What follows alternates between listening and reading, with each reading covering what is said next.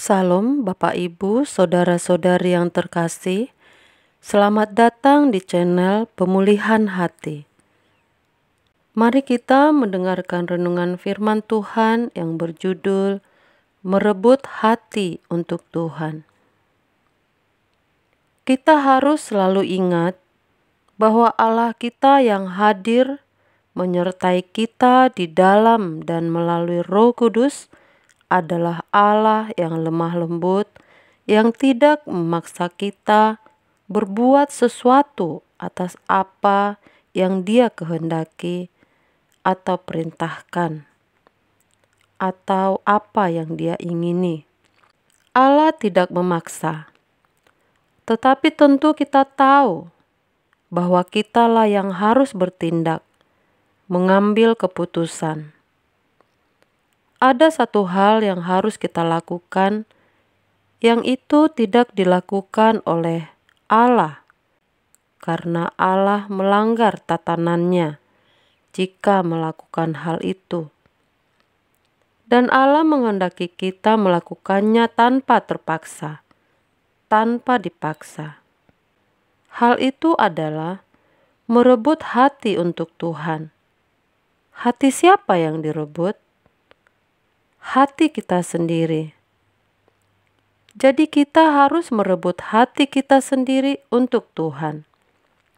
Dan sesungguhnya itu bukan sesuatu yang mudah, karena hati kita telah diisi oleh banyak hal dari dunia, sehingga hati kita tanpa kita sadari telah dimiliki oleh dunia. Sebab kepada siapa atau kepada apa hati kita tertarik, maka dialah yang memiliki hati kita.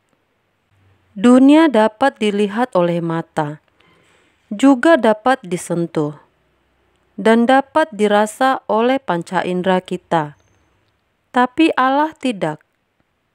Dari kecil, tanpa disadari, melalui proses bertahap, dunia menyuntikkan berbagai keinginan dan hasrat di dalam pikiran kita, sehingga dunia menjadi menarik di mata kita, mempesona, dan kita mengingininya. Ada yang sudah memperoleh, ada yang belum. Yang sudah memperoleh akan lebih sukar masuk surga. Namun, yang belum memperoleh bukan berarti tidak sukar. Bisa sukar jika hatinya tetap diarahkan kepada dunia ini. Kita harus merebut hati kita untuk Tuhan, dan Tuhan tidak memaksa. Allah yang cemburu, seperti yang dikatakan dalam firman Tuhan, adalah Allah yang menghendaki agar hati kita rebut dan kita peruntukkan bagi Allah.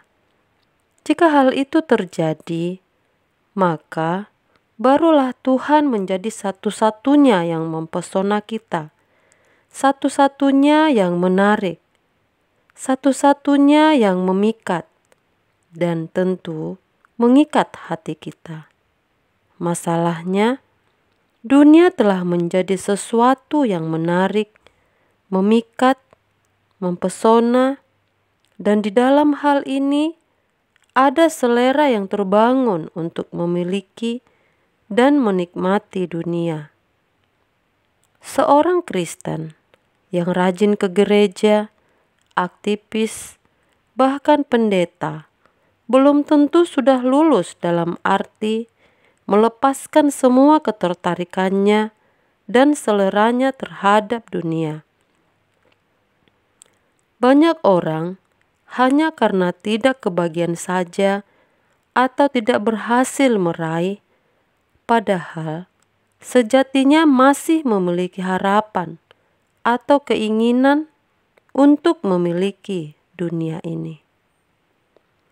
Kalau dunia masih mempesona berupa barang, kedudukan, atau apapun, betapa berbahayanya, terutama bagi para hamba Tuhan, sebab khotbah-khotbahnya pasti tidak akan memancarkan kecintaan yang tulus dan kuat kepada Tuhan. Seseorang bisa bicara apa saja, tapi spirit yang mengalir dari perkataan dan sikapnya tidak bisa menipu. Jadi kita sendiri yang harus menanggalkan, melepaskan semua ketertarikan itu. Jika pikiran seorang hamba Tuhan tidak diisi dengan perkara rohani, mau bicara apa di mimbar? Jadi, kalau sudah menjadi seorang pembicara, pikirannya harus bersih dari input apapun. Kalau ada sesuatu yang perlu kita dengar atau perlu kita lihat, Tuhan akan atur caranya sampai kita bisa melihat atau mendengar. Tapi kita tidak usah mencari-cari. Kita harus berani mengosongkan bejana hati kita. Sebab kalau tidak, pasti akan ada agenda dalam pelayanan. Jangan memasukkan hal-hal yang tidak perlu ke dalam pikiran kita, supaya suara Tuhan dapat lebih jelas kita dengar. Sebab kalau kita masih punya keinginan-keinginan dan ketertarikan-ketertarikan terhadap dunia, maka kita tidak bisa terbang tinggi. Ketika kita di hadapan Tuhan, masih ada noda-noda bau busuk itu, maka kita harus berani berkata, "Aku bersedia Tuhan, siapa dan tidak punya apa-apa." Dan akhirnya memang kita demikian, bukan?